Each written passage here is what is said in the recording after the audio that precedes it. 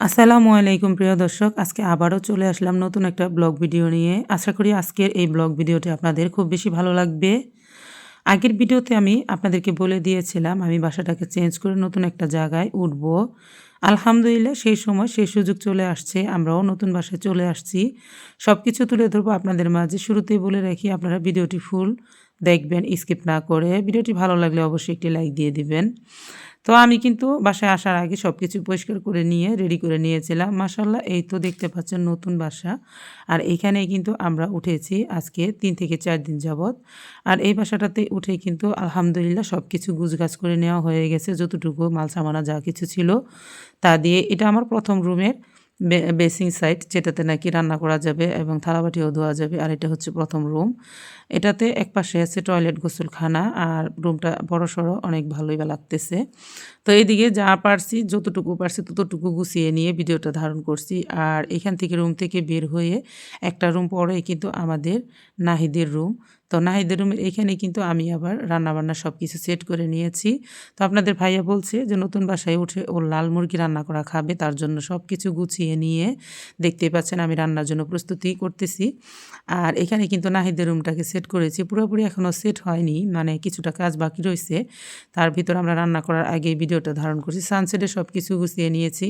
আর এদিকে কিন্তু নাহিদ আর আয়েশা দুইজনেরই কিন্তু পড়ার টেবিল রেখে দিয়েছি। ওরা দুজনে এখানে পড়াশোনা করে। পাশে একটা জানলা আছে, থাই গ্লাস আছে। জানলাতে ফ্রিজটাই করে রেখেছি। আর বারান্দাতে আমি এখন রান্না করব।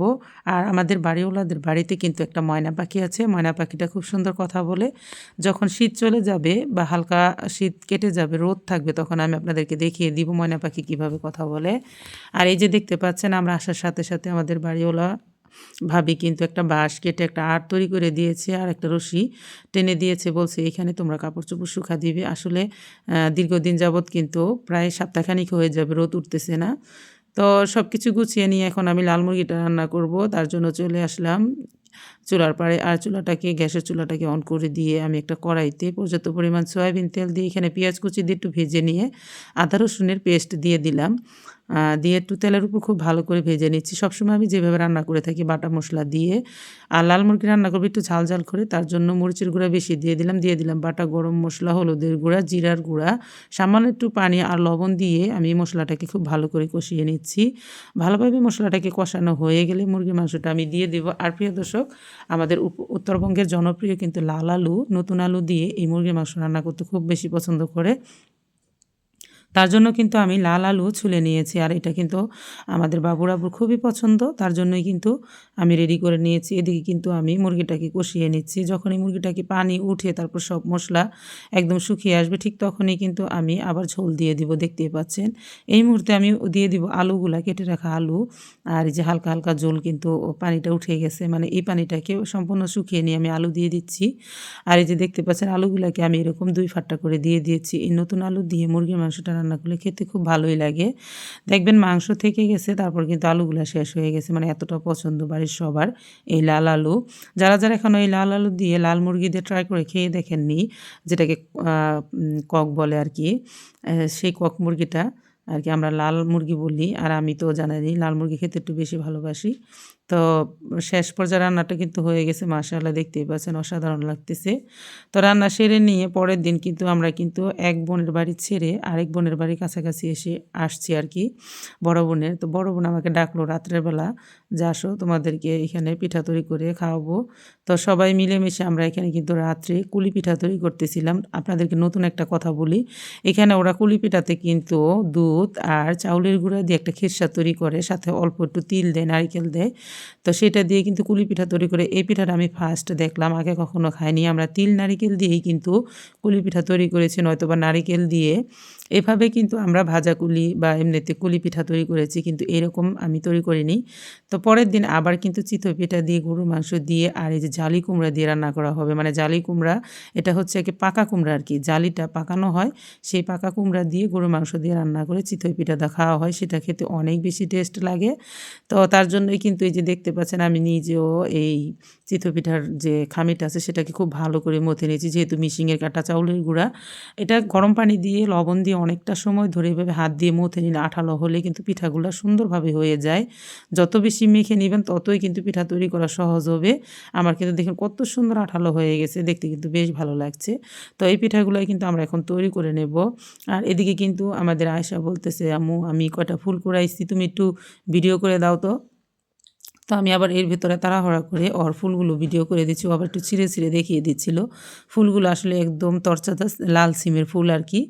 তো বাচ্চা বলে কথা ওর ইচ্ছাটাও পূরণ করে দিলাম। এদিকে লাকড়ির চুলায় রাত্রেবেলা আমরা কিন্তু এই চিতই পিঠা তৈরি করতেছিলাম। দুপুরের দিকে গরুর মাংস দিয়ে খাওয়া হয়েছিল। বানাইতে, বানাইতে একদম রাত হয়ে গেছিল দেখতেই পাচ্ছেন। তো দেখতেই পাচ্ছেন যে এই যে পিঠাগুলো কত সুন্দর মাশাআল্লাহ ফুলকো, ফুলকো হচ্ছে। দিবেন আর উঠিয়ে নিবেন। শুধু যেভাবে আমি আপনাদেরকে চাউলের গুঁড়াটাকে মথে দেখিয়ে দিলাম ওইভাবে মথে। আর এই পিঠার খোলাটা অনেক বেশি ভালো। দিতে, দিতেই কিন্তু পিঠা খুব সুন্দরভাবে হয়ে যায়। প্রত্যেকটা পিঠা তুলতে অনেক বেশি ভালো লাগে। আর প্রতিটা পিঠাই কিন্তু অনেক বেশি সুন্দর হয়। ফুলকো, ফুলকো আর জালিদার একদম ভিতরটা অনেক বেশি জালিদার হয়ে থাকে। আপনাদেরকে আমি ভেঙে দেখিয়ে দিব খাবার সময়। এই যে সবগুলো পিঠাই রেডি করে নিয়েছিলাম। আমরা এক বল পিঠা তৈরি করেছিলাম। সেগুলো সবই খাওয়া হয়ে গেছে। কিছু, কিছু পিঠা জমতেছিল আবার কিছু, কিছু জমতেছিল না। মানে বানানোর সাথে, সাথে কিন্তু খাওয়া হয়ে যাচ্ছিল। একদিকে বানাচ্ছি আরেকদিকে খাওয়া হচ্ছে। এই যে দেখতে পাচ্ছেন গরুর মাংসটা একদম রান্না করা হয়ে গেছে। আর এই যে দেখতে পাচ্ছেন এটা দিয়ে কিন্তু সবাই মজা করে খাবে আর খেতে অনেক বেশি ভালো লাগে। আপনারাও পাকা জালি কুমড়া দিয়ে গরুর মাংস দিয়ে চিতই পিঠা দিয়ে গরম, গরম খেয়ে দেখবেন অনেক বেশি ভালো লাগে। আর এই যে দেখতেই পাচ্ছেন পিঠাগুলো অনেক বেশি জালিদার হয়েছে। তো আমরা কিন্তু রাত্রের জন্য আবার দুধ পিঠা বানাবো। মানে একই সময়ে দুপুরে খাওয়া হয়েছে গরুর গোস্ত দিয়ে আর পাকা জালি কুমড়া দিয়ে।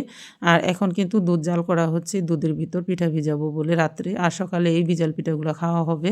তো আমি অলরেডি পিঠাগুলো ভিজিয়ে নিয়েছি অনেকই। আর এখন শুধু একটা পিঠা আপনাদেরকে দেখিয়ে দিচ্ছি কতগুলো পিঠা আমরা তৈরি করে ভিজিয়ে নিয়েছি। শেষের দিকে আর কি ভিডিওটা করে নিয়েছি আপনাদেরকে দেখানোর জন্য। এগুলো সবই কিন্তু আমার বড় আপার বাসায় আসার সাথে সাথেই নতুন জায়গায় আসার সাথে সাথে ওরা এরকম আয়োজন করে আমাদেরকে ২-৩ দিন হতে দাওয়াত খাওয়াচ্ছিল। তো যাই হোক আলহামদুলিল্লাহ সব কিছু সারলাম ভালোভাবে, ভিডিওটাও করে নিলাম। নতুন জায়গায় আসলাম, নতুন ভিডিও দিলাম। আপনাদের কাছে কেমন লাগলো আজকের ব্লগ ভিডিও আপনারা অবশ্যই জানাবেন। যদি ভালো লাগে তাহলে কিন্তু ভিডিওটিতে অবশ্যই একটি লাইক দিয়ে দিবেন। বেশি ভালো লাগলে আমার চ্যানেলটিকে সাবস্ক্রাইব করে রাখতে পারেন। তাহলে আজ এই পর্যন্তই। আরেকদিন চলে আসব নতুন কোনো ভিডিও নিয়ে ইনশাআল্লাহ। ততক্ষণ পর্যন্ত আপনারা সকলেই ভালো থাকবেন। সকলকে জানাই অসংখ্য ধন্যবাদ। আল্লাহ হাফেজ।